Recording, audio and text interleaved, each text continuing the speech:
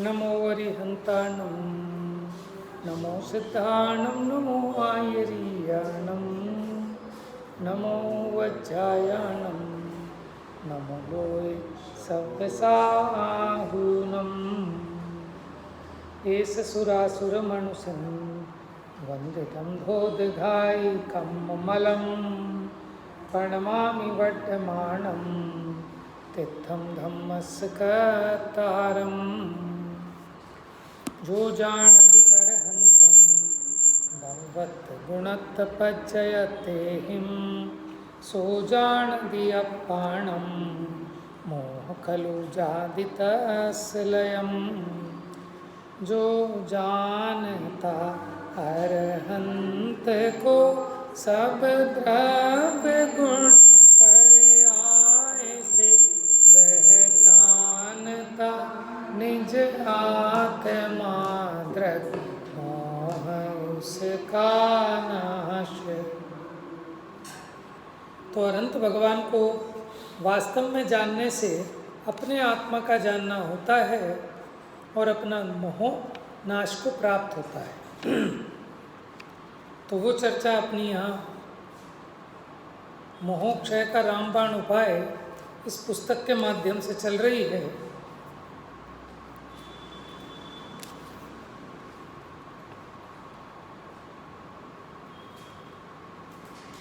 Page number 36 पर यहाँ चर्चा हुई थी अपनी कि द्रव्य गुण और पर्याय की यहाँ जो परिभाषा दी है प्रवचन सार जी की टीका में, वो कुछ अलग दिखाई देती है, जबकि तत्वार सूत्र आदि में परिभाषा अलग है और लघु जैन सिद्धांत प्रवेशिका में अलग है।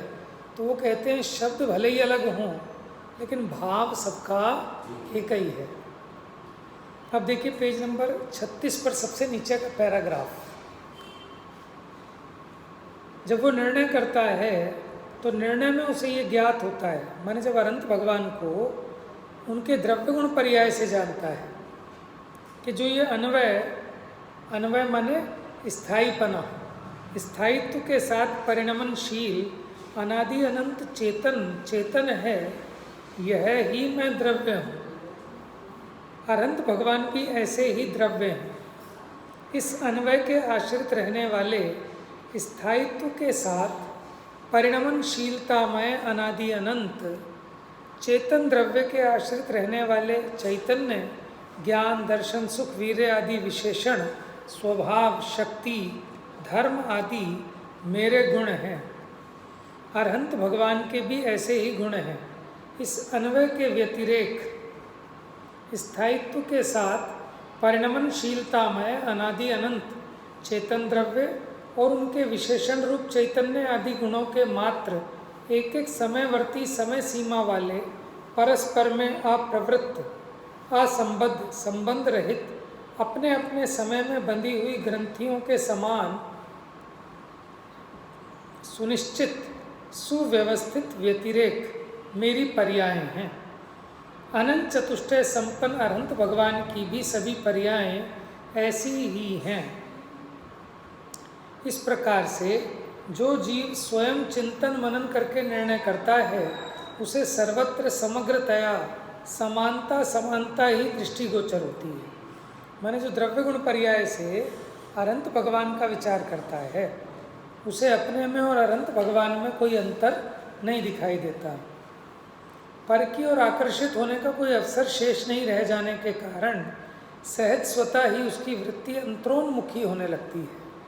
मोह, राग, द्वेष, पर की ओर का आकर्षण, पर में प्रीति, अपनी इच्छा अनुसार कुछ भी परिवर्तन करने का भाव, किसी को अपना बनाने का भाव, किसी को अपने से दूर हटाने का भाव, क्रोध, मान, माया, लोभ, हास्य, रति, अरति, शोक, भय, जुगुप्सा, स्त्रीवेद, पुरुषवेद, नपुंसक, ये सब भाव, ये मोह की सेना रूप समस्त विकृत परिणमन द्रव्य गुण पर्याय रूपता की अजानकारी से ही विद्यमान रहता है।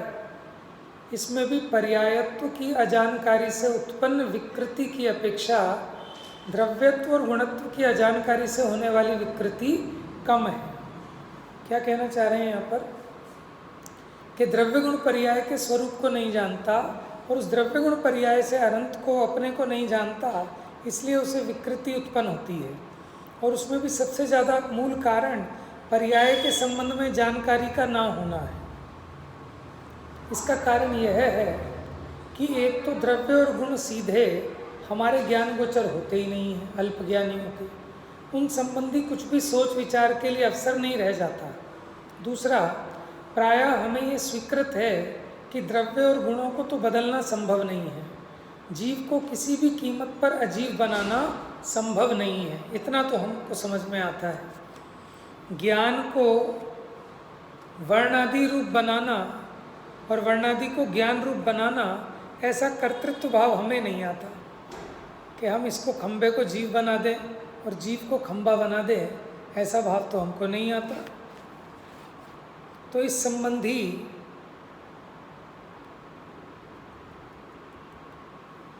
तो ऐसा कुछ कर्तृत्व भाव हमें नहीं आता, इसलिए इस संबंधी मोह आदि भी प्रायः नगण्य ही हैं। यद्यपि इस विश्व में ऐसे भी अनेकों जीव विद्यमान हैं जो जड़ को चेतन या चेतन को जड़ बनाने का, ज्ञान को वर्णादि और वर्णादि को ज्ञान बनाने का, द्रव्य और गुणों में भी परिवर्तन का भाव रखते हैं, उसे क्रियान्वित करने के लिए प्रयत्नशील है, सफलता प्राप्त होने के स्वप्न भी देखते हैं, परंतु वीतरागी देव शास्त्र गुरु पर अल्प सी भी श्रद्धा रखने वाला व्यक्ति प्रायः ऐसी भावनाओं से दूर रहता है। मैंने द्रव्य गुण में तो गुंजाइश की उम्मीद दिखाई नहीं देती, उसे द्रव्य गुणों को अन्य रूप करने का भाव नहीं आता, इसलिए उनकी चर्चा को किया गुण। अब पर्याय में परिणमन होता है, उसे देखकर ये भाव तीव्रता से व्यक्त होता है कि जब ये बदलती ही है तो मेरी इच्छा अनुसार बदल जाए, मेरे अनुसार ही रहे और मेरे अनुसार नष्ट हो। वैसे पर्याय तो इसकी चाह को स्वीकार नहीं करती, लेकिन ये चाहता है कि ऐसे हो जाए। पर कभी कभी ऐसा भी सहज संयोग बन जाता है कि जैसा इसने चाहा था वैसे ही बाहर में परिणमन भी हो गया, और कभी इससे विपरीत भी हो जाता है। ये उसे देख देख कर मोह राग द्वेष रूप परिणमित हो अनंत आकुलता भोगता रहता है। इस निष्कारण आकुलता से बचने का उपाय एकमात्र द्रव्य गुण पर्याय के वास्तविक स्वरूप की जानकारी ही है। अमृत चंद्राचार्य इस बात को दृढ़ करने के लिए इसी ग्रंथ में एक पद लिखते हैं 6 नंबर का।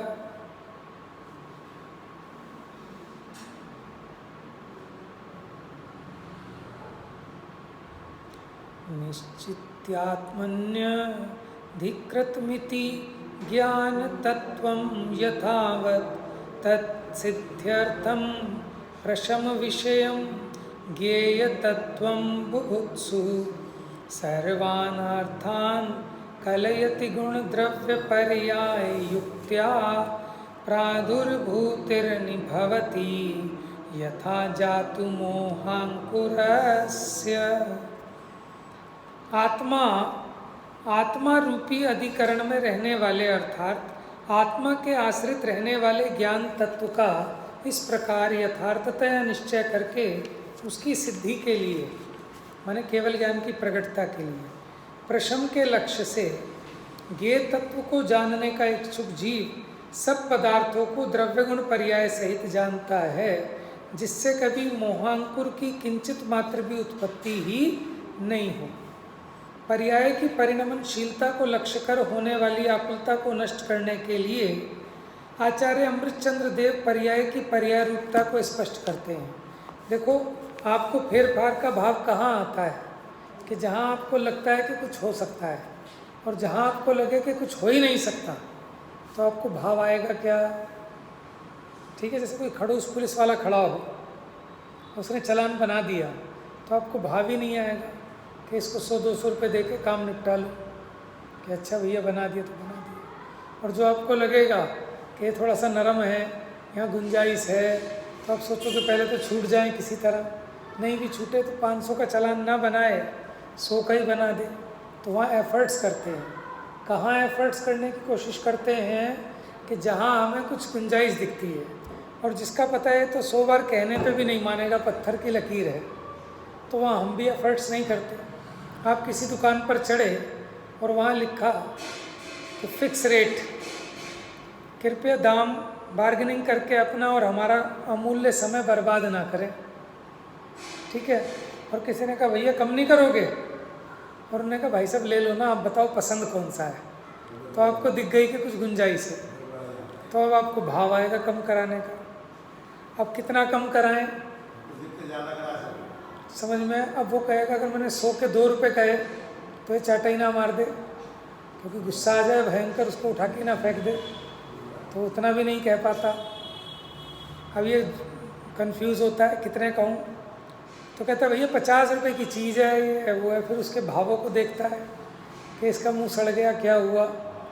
अब अगर उसके भयंकर एक्सप्रेशन आते हैं तो 50 रुपये की आती है, तुम 70 रुपये ले लेना।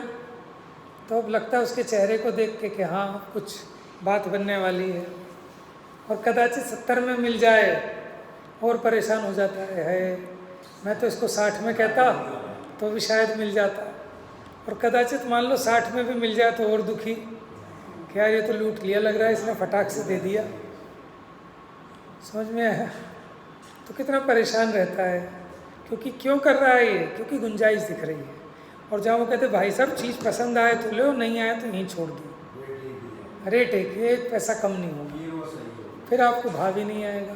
और समझदार व्यक्ति तो कहते हैं मुझे तो ऐसी जगह से ही लेना है, संतुष्टि तो रहती है कि मैं ठगा नहीं हूँ, बाकी जगह तो डर लगता है ठगाया गया पैसे। तो कहने का मतलब क्या है कि द्रव्य और गुण में इसको गुंजाइश नहीं दिखाई देती, पर यहाँ परिणम रही है ना निरंतर, तो यहाँ लगता है कोई एक आध हमारे हिसाब से भी परिणमित हो जाए शायद, तो वहाँ इसको भाव बनता है। और कई बार ऐसा होता भी है, जैसी आपको इच्छा हुई वैसा काम भी बन जाता है, लेकिन आपके चाहने से वो काम बना कि वही होना था, लेकिन आपने इच्छा वैसी उठाई जैसा होना था, तुक्का लग गया, तो आप राजी हो जाते हो कि मेरे हिसाब से हो गया। लेकिन बहुत बार होता नहीं, तो सोचते हो काम तो हो जाता, मेरी थोड़ी सी मिस्टेक हो गई, नेक्स्ट टाइम ट्राई करूँगा। जबकि इसको ये नहीं पता कि होने योग्य कार्य स्वयं अपनी योग्यता से हो रहे हैं, तेरे चाहने से कुछ नहीं हो रहा। हाँ, अगर आपके पुण्य का उदय होता है ना, तो आपको वही चाह उत्पन्न होती है जैसा काम होना होता है। और अगर आपके पाप का उदय होता है तो जैसा काम होना है आपकी इच्छा उसके विपरीत होती है। समझ में आया। जैसे घर वाले ने पूछा क्या खाओगे, ठीक है, बननी थी मूंग की दाल, और आपको भी इच्छा ये आ गई मूंग की दाल बना लो, तो आपके पुण्य का उदय। बननी थी मूंग की दाल, लेकिन आपको इच्छा जग गई कि आज तो भैया धुली उड़द बना लो, तो आपके पाप का उदय। क्यों?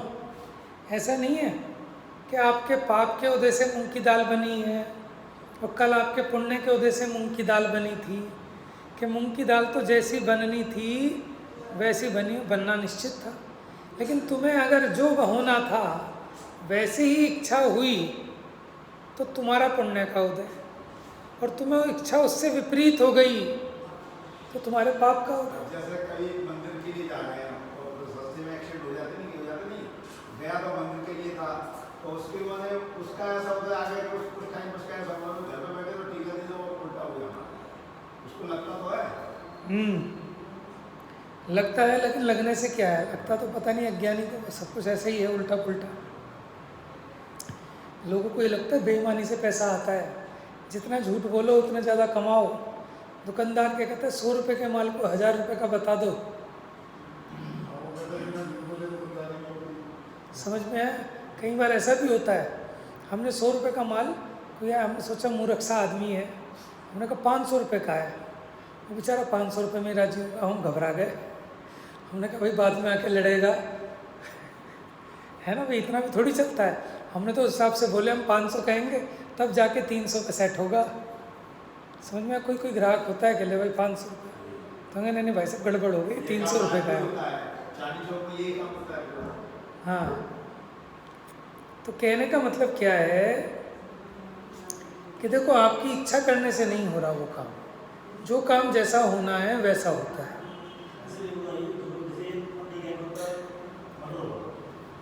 ठीक है मतलब जो न्यूज़ चल रहा है सबको पता है क्या शांति से क्या होगा।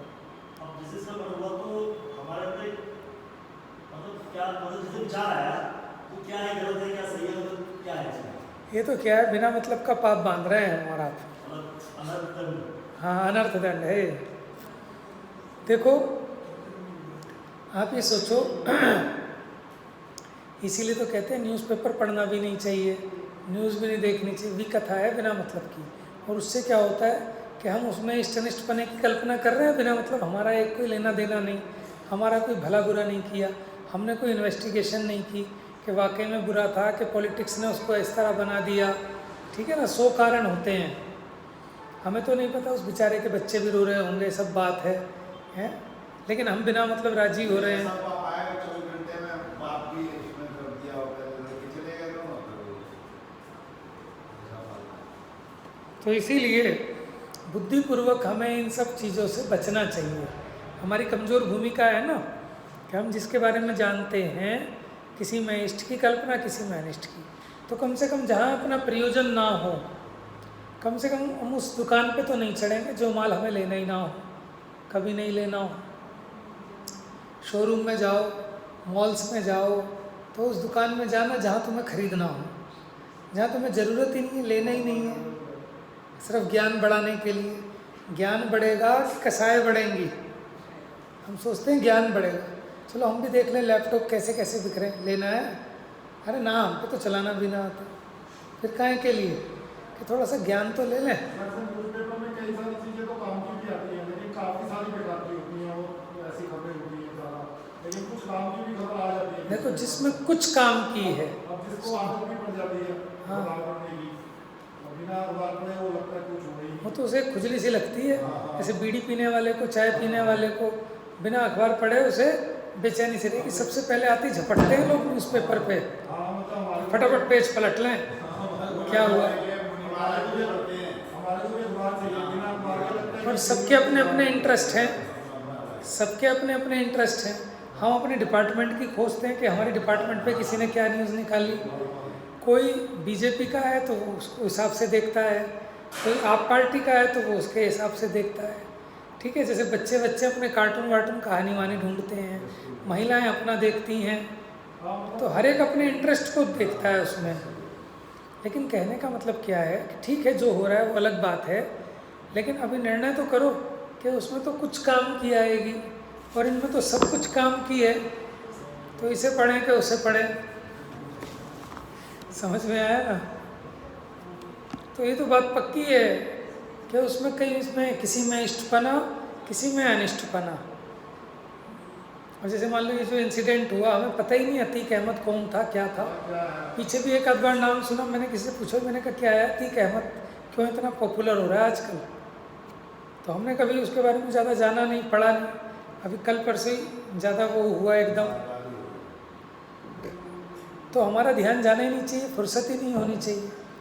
अपनी उन्नति में इतना समय लगाओ कि दूसरे को देखने की फुर्सत ही ना हो। जो बच्चा अच्छा होता है ना, एग्ज़ाम में इधर उधर नहीं देखता, यहाँ देखता है फटाफट, यहाँ दिमाग लगाता है। और जिस पे कुछ नहीं आता वो पूरे दिन बैठ के इधर उधर, वो क्या कर रहा है, ये क्या कर रहा है, इसी में टाइम पास करता है। ऐसे ही क्लास में उसने ऐसे टाइम पास किया तो परीक्षा में भी ऐसे खाली बैठे रहना पड़ता है उसको। और जो क्लास में मन लगा के ध्यान देता है विषय पर, वो एग्ज़ाम परीक्षा बोर्ड में भी इधर उधर नहीं देखता। उस बच्चों को लगता है अरे 3 घंटे तो ऐसे हो गए, और जो बेवकूफ़ बच्चा है उसे लगता है 3 घंटे कब होंगे। तो बुद्धिपूर्वक देखो, जहाँ जहाँ जिनके निमित्तों से अपने को इच्छाएं बढ़ती हैं, कषाएँ बढ़ती हैं, इष्ट अनिष्टपने की बुद्धि होती है, बचना चाहिए बुद्धिपूर्वक। कोई भी नई न्यूज़, मैंने इसके घर की उसके घर की नहीं पता चले तो बहुत अच्छा है, क्योंकि पता चलती है तो राग द्वेष होते ही होते हैं, या तो भला मानेगा या बुरा मानेगा, समता भाव तो रखता नहीं है। क्योंकि ये जानता भी राग द्वेष पूर्वक है। सहज में जानना हो जाए बात अलग है, लेकिन ये तो रास्ते पे कुछ हो जाएगा ना, भीड़ लग रही होगी, वहीं रोक के जाम लगा देंगे लोग देखने के लिए, और इतने में चाहे उसके गाड़ी में से कुछ चुरा के ले जाए, कुछ हो जाए, उसके बावजूद विषय ग्रहण की भी बड़ी भयंकर इच्छा है जीव को। तो भाई साहब ने प्रश्न बिल्कुल ठीक किया कि हम बिना मतलब फोकट में पाप बांधते हैं, हिंसानंदी रौद्र ध्यान। अब जैसे हिंसानंदी रौद्र ध्यान क्यों हो रहा है कि मज़ा आ गया, उड़ा दिया उसको एकदम, ठीक है। तो ऐसे ही होना चाहिए कि तुम क्या क्या पाप बांध लोगे, सोच ही नहीं पा रहे। हम कह रहे हैं ऐसे ही होना चाहिए। तो एक गुंडा ही खत्म हुई, दूसरा गुंडा पैदा हो गया, कम कहाँ हो रही है, और दूसरी गुंडागर्दी बढ़ गई कि इतनी भयंकर गुंडागर्दी बढ़ गई कि पुलिस कस्टडी में उसको मार रहा है, वो तो उससे भी बड़ा गुंडा हो गया फिर है। रक्षक ही भक्षक हो गया तो क्या होने वाला है, काल कैसा आने वाला है।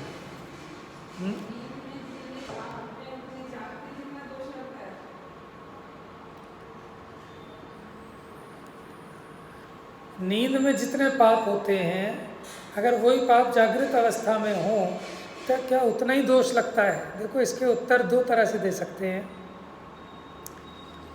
जो बंद होता है वो आपकी कषाय के प्रमाण होता है कि जितनी तीव्र कषाय है उतना तीव्र बंध। अब चाहे जागृत दशा हो चाहे सुप्त दशा हो, समझ में आया। कैसा कर्म बंधेगा, वो कषाय के हिसाब से कर्म बंधेगा, चाहे सपने में ही सही। लेकिन आपने कषाय तो पूरी भयंकर की है ना, और वैसे ही उतना दुख भी हो रहा है कि नहीं हो रहा, तो उस हिसाब से तो जागृत कहो सुप्त कहो, बस इतना है कि सुप्त दशा में ज्ञान थोड़ा हीन है। इसी प्रकार एक इंद्रिय दो इंद्रियों को बंद कम होता है क्या, क्योंकि वो ऐसे ही है उनकी दशा। जैसे हमारे सोए में दशा है ना, ज्ञानहीन हो गया, ऐसे एक इंद्रिय आदि का ज्ञान बहुत हीन है, तो क्या उनके कम बंद होगा।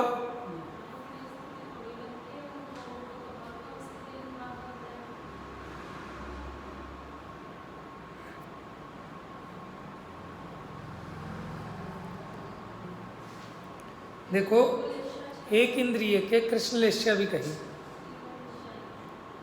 है, तीनों लेश्या शुभ, एक इंद्रिय के कृष्ण लेश्या भी है। तो मैंने कषाय की कैसी तीव्रता है उसको देखो। हो सकता है स्थिति कम बंधे, क्योंकि स्थिति उतनी ताकत भी चाहिए, बल भी चाहिए। सातवें नरक सैनी पंचेंद्रिय मनुष्य पुरुष ही जा सकता है, स्त्री नहीं जा सकती, स्त्री छठे से आगे नहीं जा सकती। और सिंह जिसको आप क्रूर कहते हो वो छठे नरक से आगे नहीं जा सकता। तो बताओ सिंह ज़्यादा खतरनाक के स्त्री? स्त्री छठे तक जा सकती है, सिंह पांचवें से आगे नहीं जा सकता। और पुरुष सबसे खतरनाक, वो सातवें तक जा सकता है, महामत्स्य भी। शायद तीसरे तक है सांप का, तीसरे से आगे नहीं जा सकता।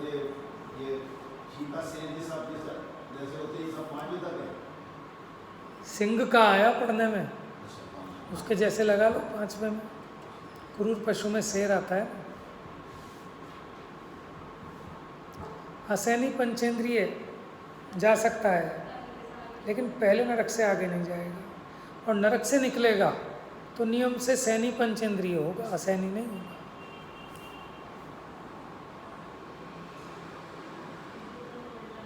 है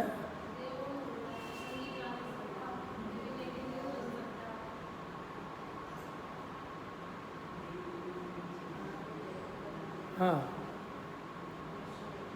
प्रश्न उठाया टोडरमल जी ने मोक्ष मार्ग प्रकाशक में।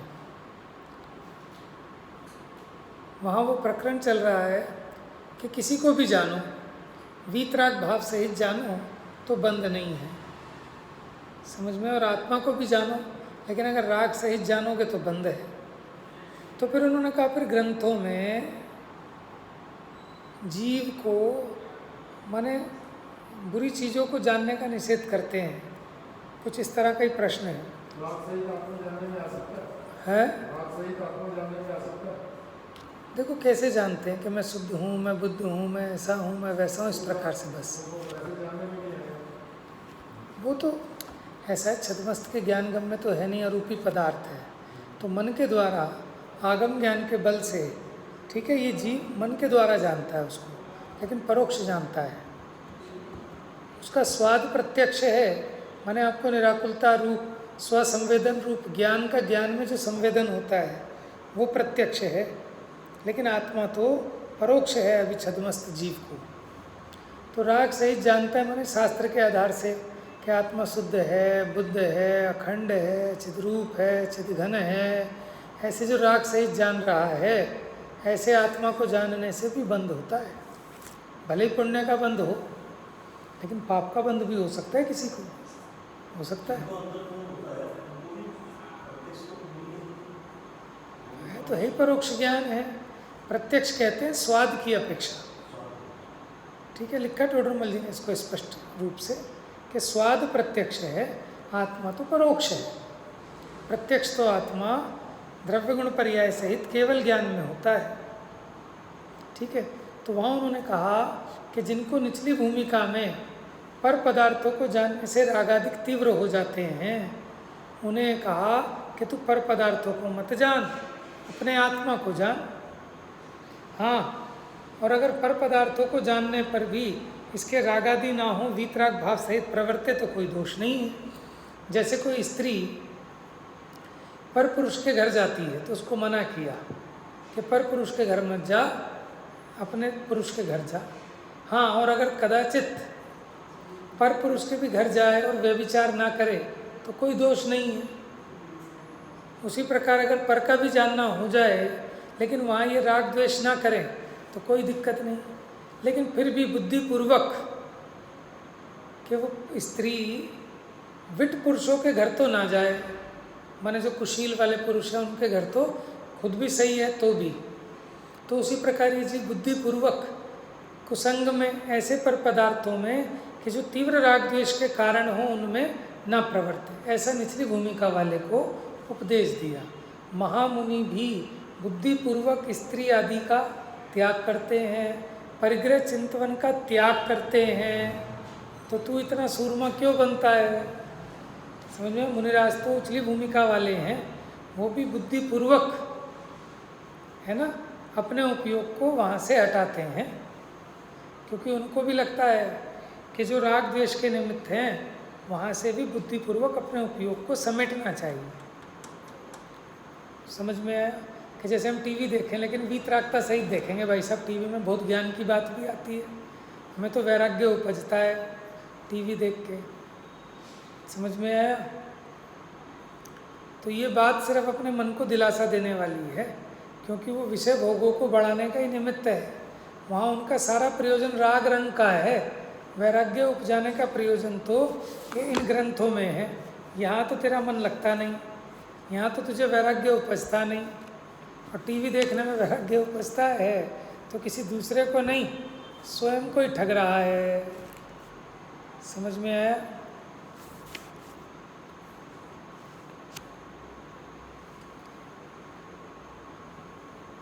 चलिए,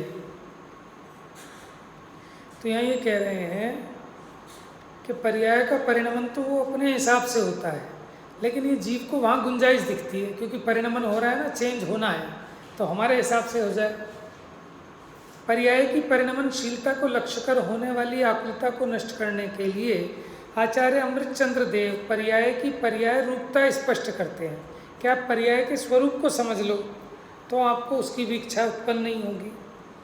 देखो भैया, पहले तो प्रत्येक पर्याय एक एक समय की होती है, जितने तुम पलटने जाओगे इतने तो वो चली जाएगी, दूसरी आ जाएगी। एक एक समय की पर्याय है, उसका जीवन मात्र एक समय का ही है कि जो स्वयं मरने वाला है उसे क्या मारोगे? जो अगले क्षण खुद ही चेंज हो जाएगा, उसे चेंज करने का भाव मुँह रखता है। और वो एक समय की पर्याय तो आपके ज्ञान का विषय ही नहीं है, कैसे चेंज करोगे?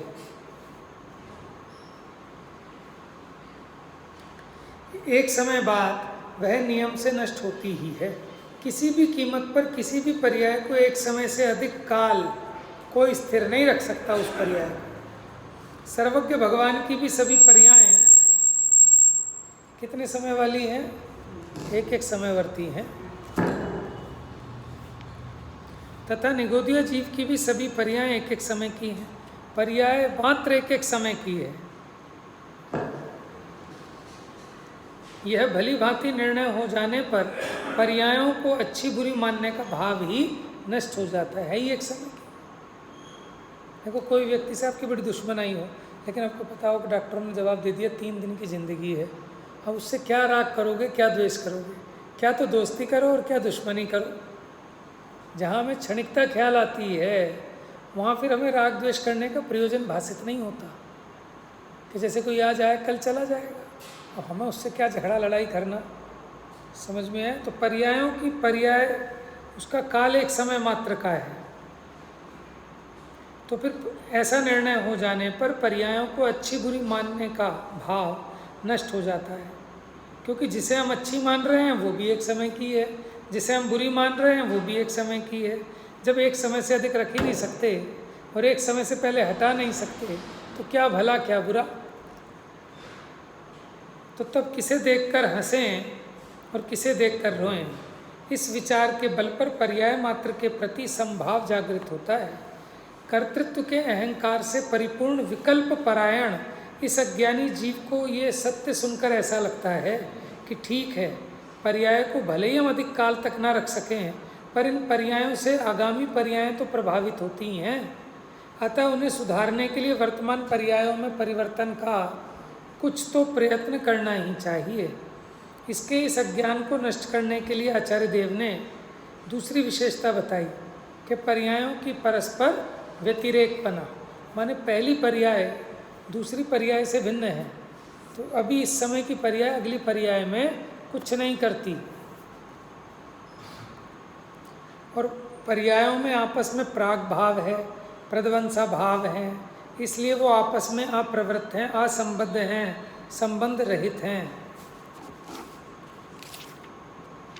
बस ये नीचे का पैराग्राफ। वर्तमान पर्याय की योग्यता का आगामी पर्याय को कुछ भी लाभ प्राप्त नहीं होता। अगली पर्याय अपने ताकत से आती है। जैसे बाप का कमाया बेटे को कुछ काम नहीं आता, कि बेटे को जो मिला वो अपने भाग का मिला, लगता है कि बाप का मिला, बाप का नहीं मिला, भाग का मिला। मैना सुंदरी की कहानी सुनी है ना आप।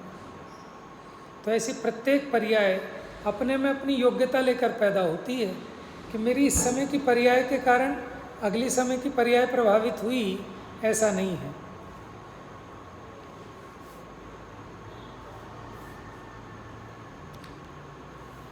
एक समयवर्ती इस राग पर्याय का व्यय होते ही आगामी पर्याय पूर्ण वीतराग के रूप में भी व्यक्त हो सकती है। एक समयवर्ती अल्प ज्ञान पर्याय का व्यय होते ही आगामी पर्याय, अगर पहली पर्याय का अगली पर्याय पर इफेक्ट पड़ता हो तो कभी राग का नाश ही नहीं होगा। राग से वीतराग कैसे होगा? एक समय पूर्व बाह्य संयोगों की अपेक्षा सब ओर से अभावग्रस्त जीव अगले ही समय में सर्वथा अनुकूल संयोगों में भी देखा जा सकता है। निष्कर्ष यह है कि सभी पर्याय परस्पर असंबद्ध हैं, माने एक दूसरे में प्रवृत्त नहीं होती, परस्पर में कुछ भी सहयोग आदि करने में समर्थ नहीं है। यही भली भांति निर्णय हो जाने पर पर्याय मात्र से उदासीन होकर समग्र पर्यायों के प्रति संभाव जागृत होता है। चाहे कोई पर्याय हो, आप उसको उस तरह से मत देखो कि इष्ट है अनिष्ट है, आप उसके स्वरूप की अपेक्षा देखो कि वो एक एक समयवर्ती हैं, निश्चित हैं, क्रम नियमित हैं। तो उस अपेक्षा अनंत की भी पर्याय एक समय की, हमारी पर्याय भी एक समय की। हाँ, तो अनुकूल प्रतिकूल देखना ये तो अज्ञानी जनों का मोह है। ठीक है, तो द्रव्य गुण पर्याय की अपेक्षा विचार करने पर कैसे ये जीव को समता भाव जागृत होता है, वो चर्चा यहाँ चल रही है। तो कई बार क्या होता है कि ज़्यादा लंबा करने से भी विषय जो है ना फिर आगे पीछे का छूट जाता है, पकड़ में नहीं आता। तो इससे मुझे समझ में आया कि हम जिस तरह से चला रहे हैं वो सही है। 1 या 2 दिन में 1 या 2 गाथाएं हो जाती हैं और ठीक है, विषय पूरा ख्याल में रहता है। लेकिन ये तो थोड़ा सा गहराई से विश्लेषण करने के लिए 80वीं गाथा को और गहराई से हम समझें। ठीक है, इसलिए हमने ले लिया यहाँ पर। चलिए ठीक है। जा वाणी के ज्ञान से सूझे लोकालो, सो वाणी मस्तक नमो।